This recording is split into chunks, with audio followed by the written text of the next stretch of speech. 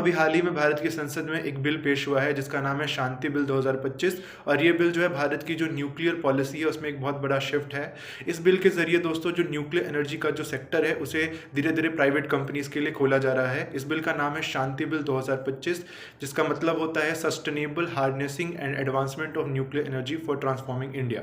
दोस्तों इस बिल के मेन फीचर्स की बात करें तो इसका मेन फीचर ये है कि पहले जो न्यूक्लियर पावर प्लांट बनाने की जो काम होता था, ये सब कुछ जो था वो गवर्नमेंट के अंदर था। नहीं, सिर्फ गवर्नमेंट ही कर सकती है, किसी प्राइवेट कंपनी के लिए वो सेक्टर ओपन नहीं था।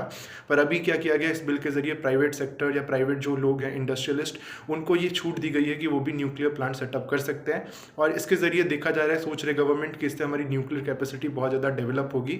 तो जैसा कि आपको पता है कि लंबे समय तक भारत जो था यहाँ पे काफ़ी सारा जो चीज़ सेक्टर जो थे वो सिर्फ गवर्नमेंट के लिए थे। बाद में धीरे धीरे इनको खोला गया प्राइवेट कंपनीज़ के लिए ताकि हमारा एडवांसमेंट हो सके। थोड़े दिन पहले हमारे स्पेस सेक्टर को लेकर के भी बिल आया था जिसमें हमने अपने स्पेस सेक्टर को, यानी जो हम लोग सैटेलाइट्स भेजते हैं उस मार्केट को भी हमने प्राइवेट कंपनीज़ के लिए खोला था। अब इसे न्यूक्लियर सेक्टर में भी एक अच्छे तरह से देखा जा रहा है कि इसके ज़रिए प्राइवेट कंपनीज जो होंगी वो न्यूक्लियर सेक्टर में एंटर कर पाएंगी। और जब प्राइवेट प्लेयर जब न्यूक्लियर सेक्टर में पावर प्लांट सेटअप करेंगे तो धीरे धीरे इंडिया की कैपेसिटी इलेक्ट्रिसिटी बिल्डअप की, एनर्जी बिल्डअप की न्यूक्लियर तरीक़ों से बढ़ेगी। एग्जाम्पल के तौर पे अगर बात करें तो भारत में अभी जितना भी हमारा एनर्जी प्रोडक्शन होता है उसका बस 3.1% के आसपास जो होता है, 3.1% हमारी एनर्जी जनरेशन न्यूक्लियर सेक्टर से होती है, यानी जो कि बहुत ही कम है।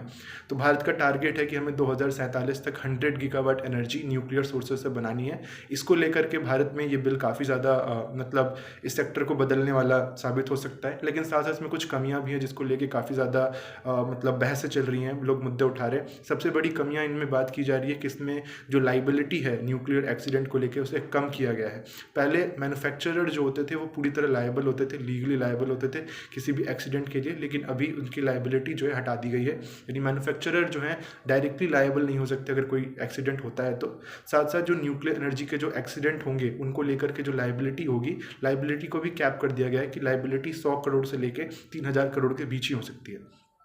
दोस्तों इसका सबसे मेजर फ़ायदा ये होगा कि हमारे देश में जो स्मॉल न्यूक्लियर मॉड्यूलेटर प्लांट्स होंगे उनकी संख्या बढ़ेगी और हमारा न्यूक्लियर एनर्जी जो होगा बहुत जल्दी हम लोग का जो मेन हमारी ग्रिड है इलेक्ट्रिसिटी की, उसमें न्यूक्लियर एनर्जी की हिस्सेदारी बढ़ेगी। आपको क्या लगता है इस बिल के बारे में? मुझे कमेंट सेक्शन में ज़रूर बताइएगा।